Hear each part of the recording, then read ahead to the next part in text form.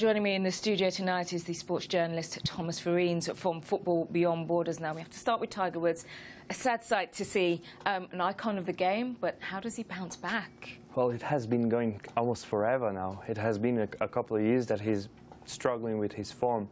I think that what he needs to do, well, sometimes in football, for example, we say that you don't change a winning team. Well, what happens when the team is losing? Well, you change it. I think, as I said many times before, he should step down, wait a little bit, and if he thinks that he has what it takes to get back to the game after a 6-month break, then he comes back. Now he's just making a fool of himself. Well, don't you think instead of having a break, he just needs to be out there a bit more competitively? So he can just get used to his swing a lot more? Well, he can do that while practicing, because now it really seems that he's not competitive. And when you're in a negative spiral, he's not getting out of there unless he strikes a lucky shot. And this is not happening for the past few competitions. Okay, let's broaden this out a little bit. How much does the off-field activities actually affect someone's game? Well, we've seen that. We will see tonight when Bolivia plays Chile and Arturo Vidal. Let's see how he reacts on the field. But often players have an external life, and that's normal because, after all, they're normal people like you and me. And but they're professionals. They're supposed to separate the personal from their professional, no? Yes. But often the emotions are stronger than that. This is why I think that for him, for Tiger Woods, it would be better if he steps down, not forever, just a 6-month break. We don't want him to stop forever, but it's a sad sight to see of him just trailing away there. Let's move on to athletics and the story of Mo Farah. This story, excuse my pun, but it has legs. He's actually denied taking any drugs. Do you think that people are being a bit too harsh on him? Because nothing's actually been proven. It's just been guilt by association. Well, it's guilt by association, but also we have to be very honest. Okay, it's 3 tests. If you fail the first one, it's also the fault of the not failing. If he didn't heard from the 2 tests he had to do, let's say that on the first one, the federation should let him know, and so it's a bit of fault of the federation as well, that he wasn't aware of for the first time. If on the second time that happens, and can you imagine if it actually went on to the 3rd time, and then he would be banned from the Olympic Games. Mm-hmm. You know, he was the face of London for the Olympic Games. I remember, that's when I arrived in London. He was a hero. Well, just to clarify, he missed 2 tests. He didn't fail any tests. We do want to clarify that. But again, because of this investigation, I mean, no one was out for Mo, but now everyone just seems to have the daggers for him. You just have to look at, you know, social media, and there's just a lot of guilt and a lot of doubt. And don't you think it's a bit unfair? Well, lately we've seen that so many top-class professionals have done doping. I think it's a bit more of fear. Like, I remember when Lance Armstrong, I couldn't believe when he went to Oprah and actually said, "I doped." And I think that is a bit of protection from themselves. They don't want to believe, and they actually hurt him by saying that. But I hope he's not. I really hope. Well, joining me in the studio tonight is the sports journalist Thomas Farines from Football Beyond Borders, and we have to start with the story of Arturo Vidal. He's included in the squad for tonight against Bolivia, but isn't this setting a bad precedent? Because he's been in a serious accident, but he showed a little remorse, but his attitude has been a bit wayward. First, let's say that this message from Samuel was fantastic, and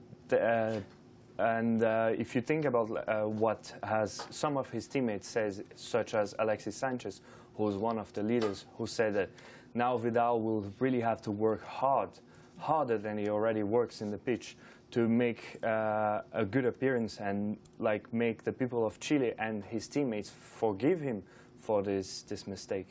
Are they actually tired of his antics, or is it because he's the star player? Well, Sam, to be honest, if you think about the past few years, Chile always has these problems every time that the national team gets together. It was once for the birthday of Valdivia's daughter. They went out and they had a drunk breakfast at the hotel, and they were banned for 20 games, which made that some of them didn't went to the last World Cup. because back then it was Bielsa, and Bielsa doesn't joke with that kind of stuff. Okay. Well, how had the country taken to his apology?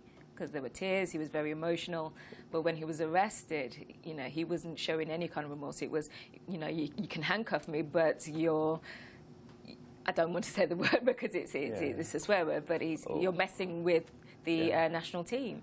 But he knows where he stands. Unfortunately, he's in a position of power because he's one of the stars of the national team who's playing home and is one of the real serious content for the final title.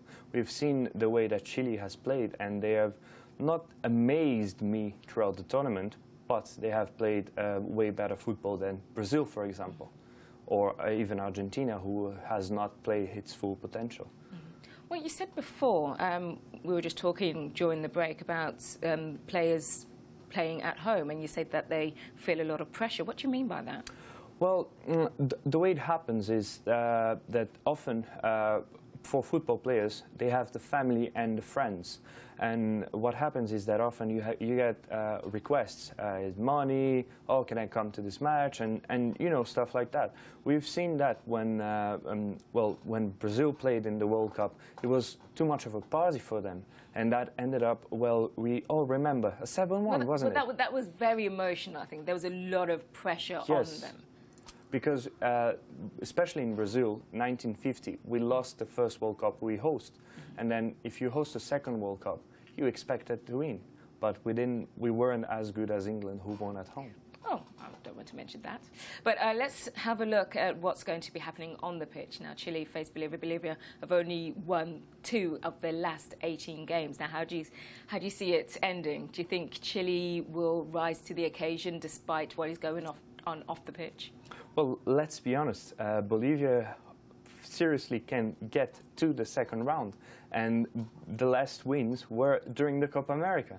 So they're flying in the momentum. So I really think it's going to be a hard game, especially in the minds, and it will all depend on the first 15 minutes, because Chile will be trying to see where they fit. If they're still like with the pressure they have, Bolivia can take advantage of it. Okay. Well, with the scandal that is going on at the moment, will this actually see the Chile team implode, or will you see the best out of them? I mean, we've seen, you know, other teams, international teams, actually come out of it a lot better when there's been a scandal. Look at the Italian team that have won the World Cup when the football scandal was happening there. Well, for the Chileans, I think they hope that it will happen. The same thing will happen. But what you need to think is, well, we will see in the first 15 minutes, because it will all depend on these first 15 minutes. If Chile has a great start of the game, this could mean that, yes, they've bond together and they're going to go till the end, all as a unit. Well, looking at the other teams as well, who's impressed you the most so far? Who has impressed me the most? That's very hard to say, because I would say that besides Chile, I've had a good impression on Uruguay, Argentina, and Colombia. Okay. And what about specific players? Players, well, Vidal always impressed me during the game, but I really liked, I think it's number 8. He scored the first goal for Peru in the Copa America, and also Pizarro that scored a beautiful goal yesterday. Those are some of the players that have impressed me. But also the goalkeeper for Peru impressed me a lot during the game against Brazil. He defended everything. Unfortunately, it ended up as a bad result for Peru, but they can still qualify, as all teams in the Group C are equal in points. Okay. Anything else we should know about the Copa America? Anything we should keep an eye out for? Well, if you think we're all mentioning the scandal of Vidal, but you have to remember that there's another scandal, Neymar scandal. Okay. Well, we'll come back to that tomorrow as well.